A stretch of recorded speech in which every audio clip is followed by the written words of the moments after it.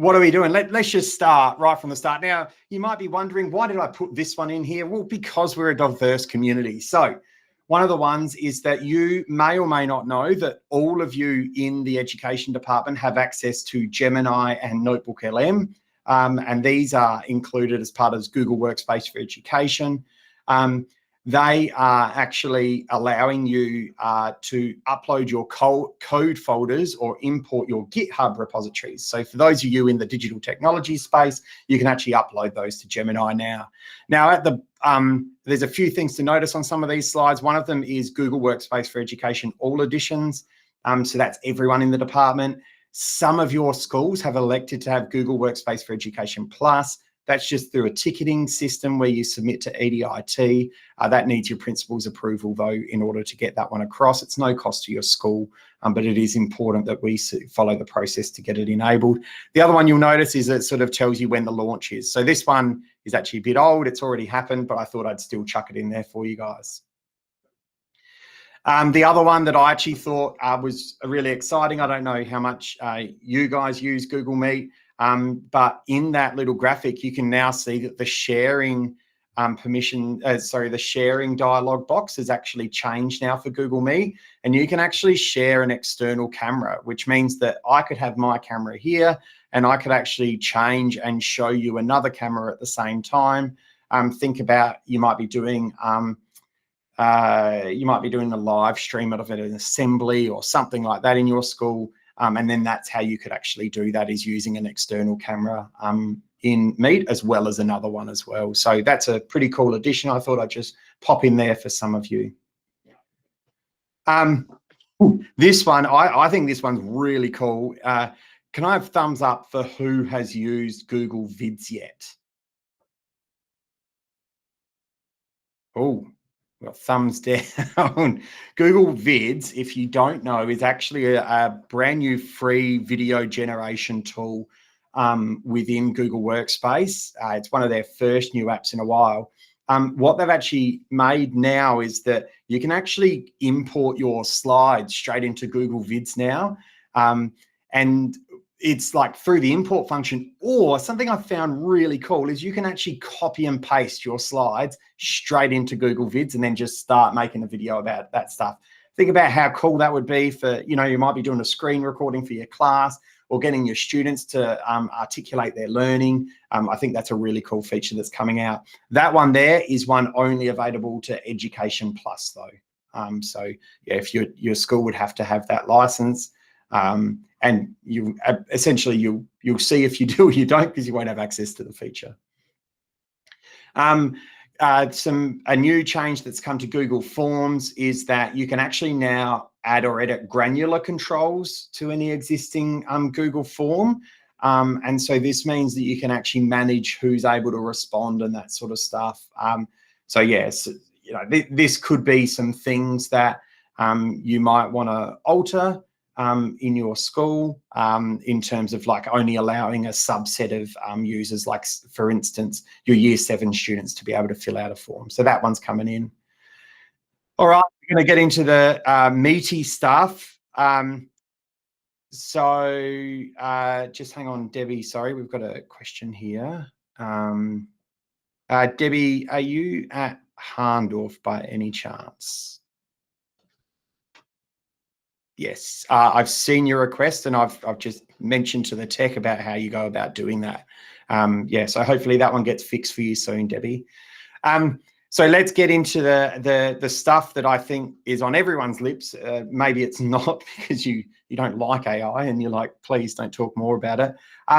Hey, but something that's actually a little bit new, and you may not have realized this, but Gemini just got an update and they turned it into Gemini for Education. And what this actually means is that they've altered how the data protection works. And so this is one of the reasons why the department has turned it on, is that it has really good data protection now. And so none of your prompts in Gemini and Notebook LM are sent anywhere else. So they're all contained within our department.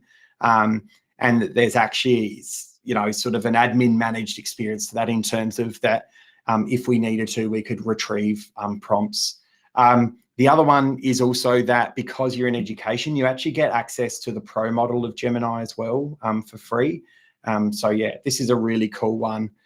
With that, what it actually means is that they've actually put Learn LM into it. And so this is Google's Gemini model, which is based on learning principles. And so, yeah, you can sort of see that that's pretty exciting. The other one is that depending on where you guys are at in your school, is if you're on your own tenancy, you can actually turn on the Gemini app for all ages right now. If you're in the department tenancy, there's a few more hoops to jump through. You're more than welcome to put a ticket in and request access to that for your students now. But there's a review process going on with AI Steerco at the moment about that. So yeah, so technically it's available to all users of all ages, but that hasn't been turned on just yet for students in the Department for Education tenancy. One of the other ones that's really cool is that as a result of all of this is that there is actually a specific child experience that people get with Gemini. And so with that, that means that there's like an onboarding experience that the students get where they have to watch a video and learn about the sort of the ethics and bias around AI. And also as a result of all of this is that there's a common sense privacy verification that Gemini's just got. So just obviously highlighting that it's a bit protected.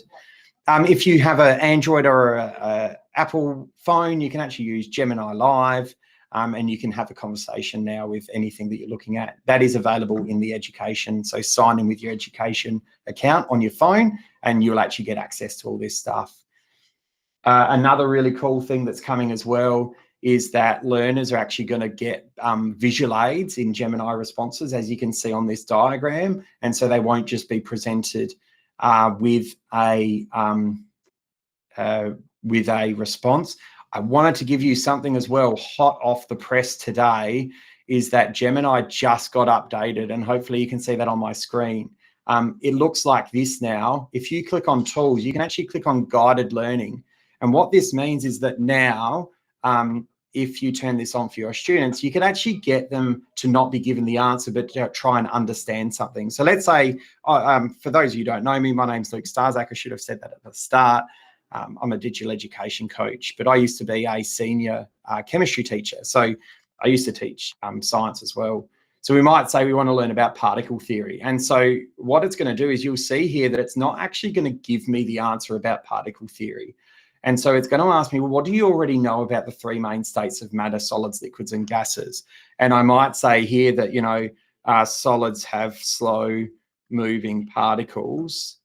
And then it's going to keep on breaking that down. That, hey, actually, did you know that they're actually vibrating in a fixed position, not really moving around much? Do you think this vibrating in a fixed position explains why solids have a definite shape? Anyway, so it starts to prompt them through. I think that's some really cool stuff that's coming.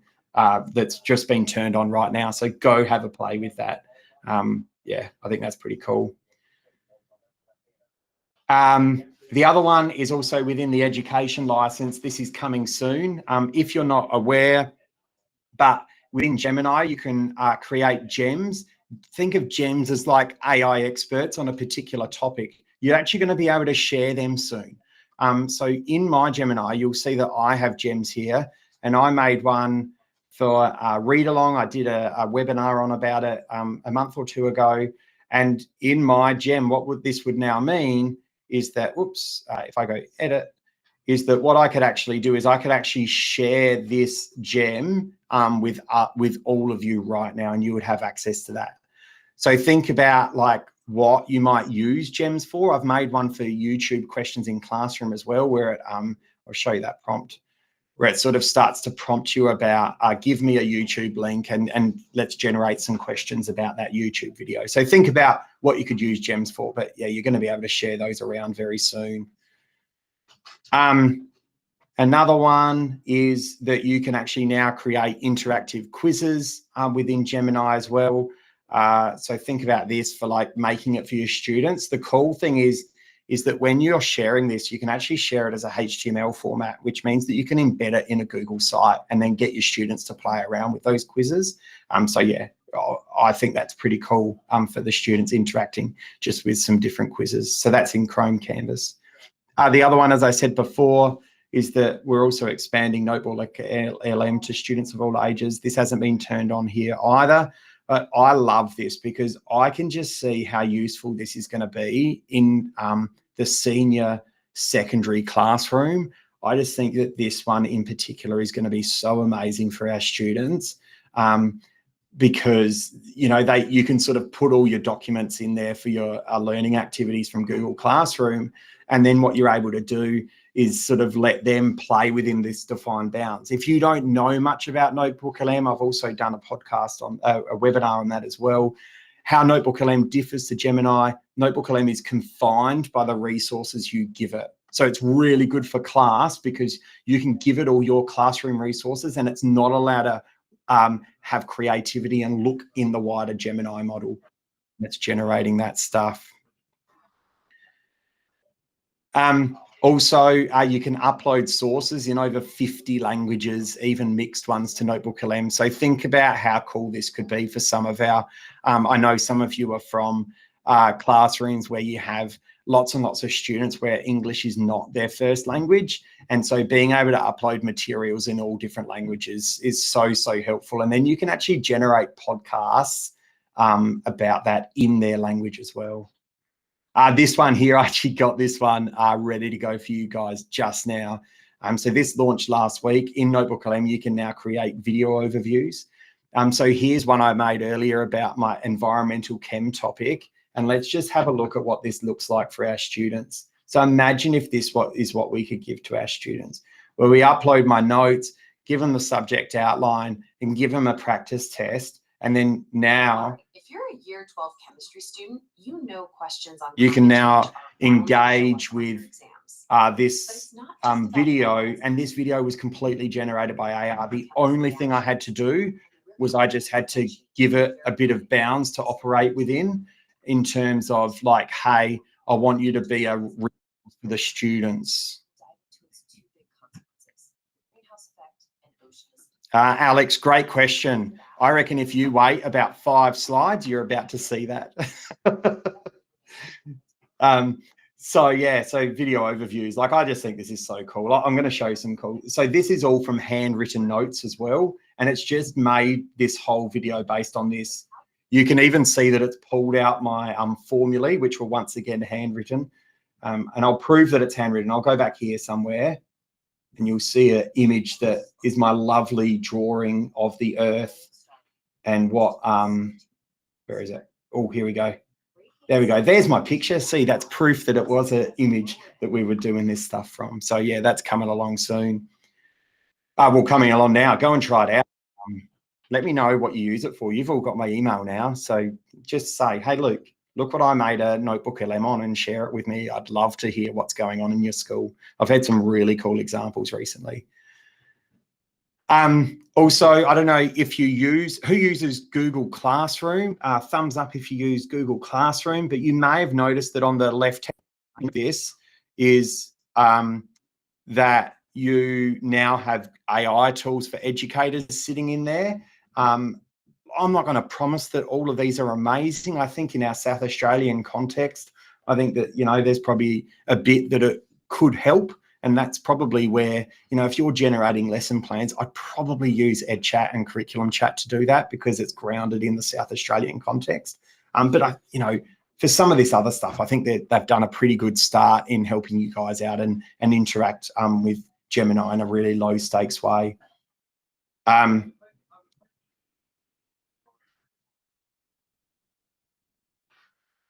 Here we go. So sorry, this is also prompt starters. Let's go on. So also what you can do is you'll also soon, and some of you are actually in schools that have access to this right now. Whoops. That we are actually piloting this right now. I've used it. A few educators have used it. But in Google Classroom, when you're writing feedback, you're soon going to have the option to actually help me write that feedback. It will look at the rubric that you have uploaded to the assignment and generate the feedback based on the rubric. How it does it is it suggests the feedback to you. You then have the option to alter it. So it's still leaving it in your hands whether you use it or not.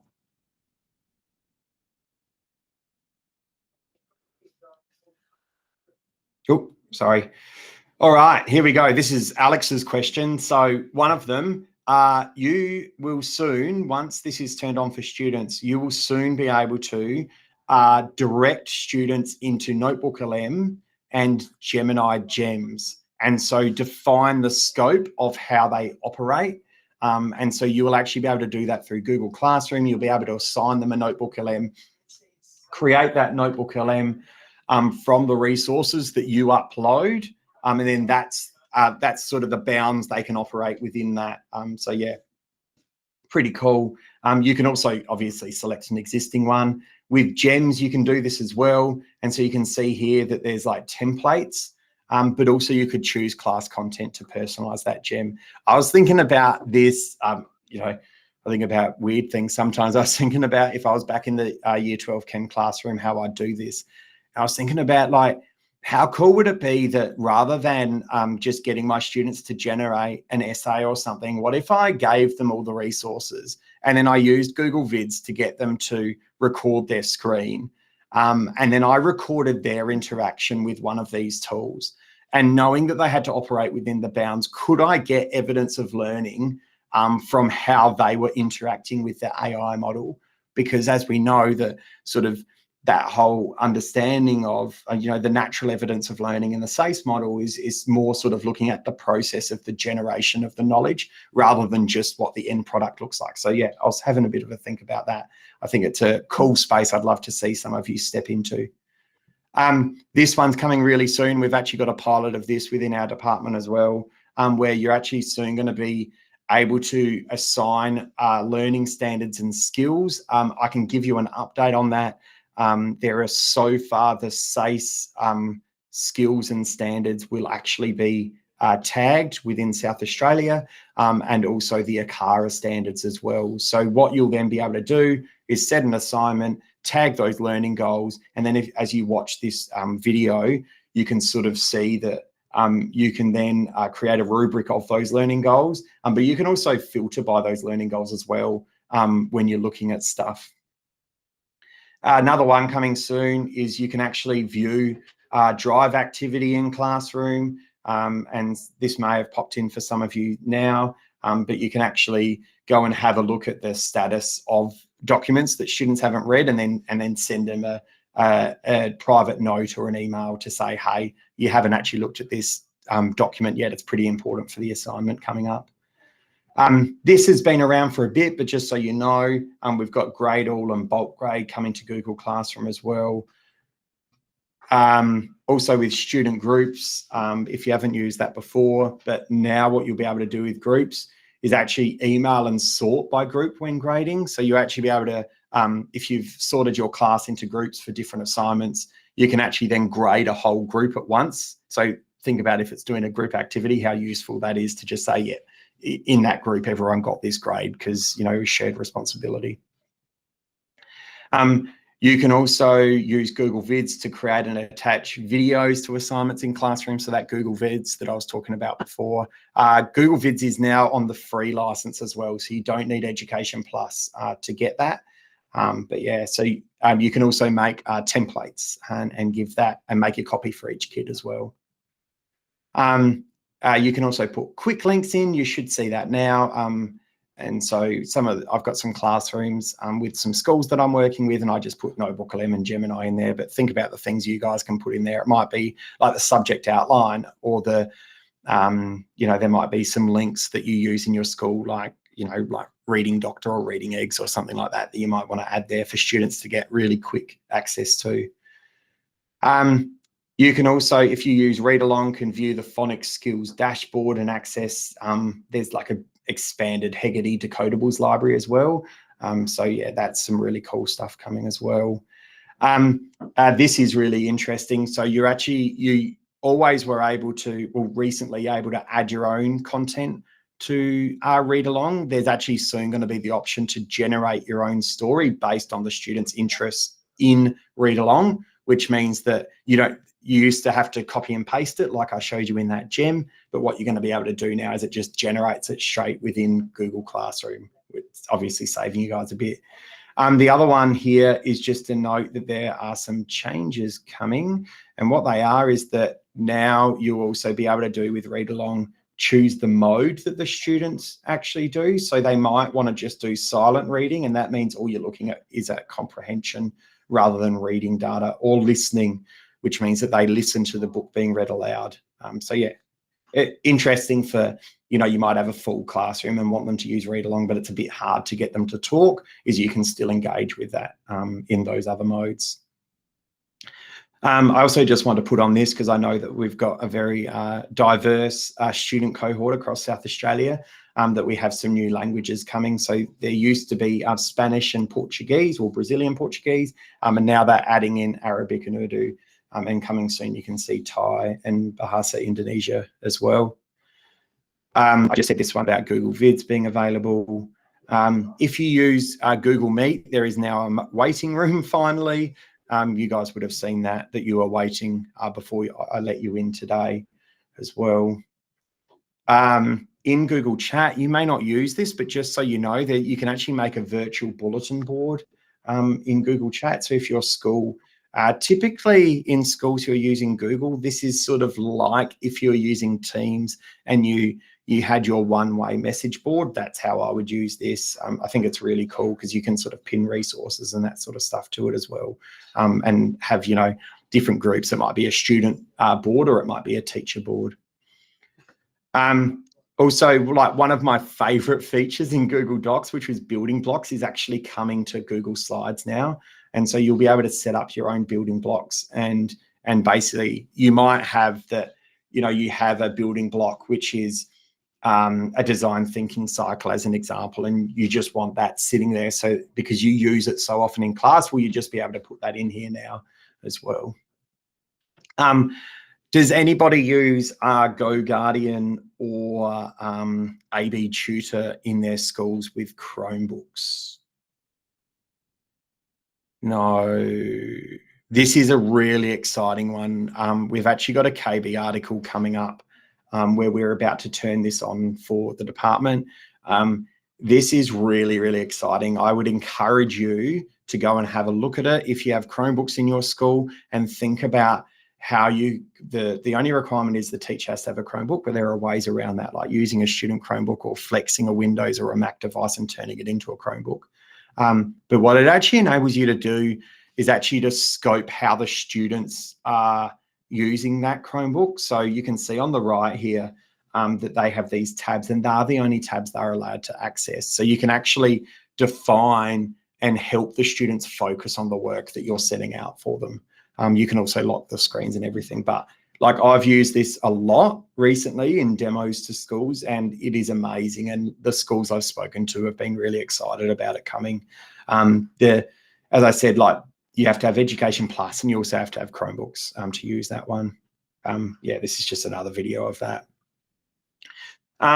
If you have Chromebooks, this is particularly for teacher Chromebooks, but there are Chromebook Plus features coming, which means that you're going to be able to summarize in the Help Me Read feature, and actually summarize the PDF article and website.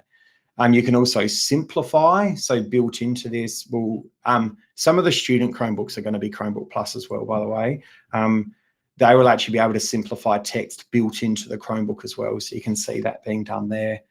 I wanted to show you this one because I've got a Chromebook right here. So hopefully you can see this, but in my Chrome menu, it actually looks a bit different now. And so what we can see here is that we have this, Google Lens feature, but Google Lens is a bit different now, because what you can do is it's built in. And so what I can actually do is I can either run a Google search, or you can actually copy the text from that image as well. Like, how cool is that? Well, I mean, I think it's pretty cool. But it means that, yeah, your students will soon, well, right now, if they've updated their devices, will be able to search with Google Lens as well, and copy that text out of PDFs and all that sort of stuff. It basically means that your PDF doesn't have to be formatted correctly, and it could also be handwritten, and it will still get. Alrighty, I think we're nearly done for today. That was text capture I was showing you. This one's also coming with smart grouping on Chromebook Pluses. And we also have some really good image generation coming as well, where you actually be able to generate images based on this quick menu as well, which looks like this. You can see this on mine here. Anyway, that is a run through of so many different features. I hope that there was something that excited you in there.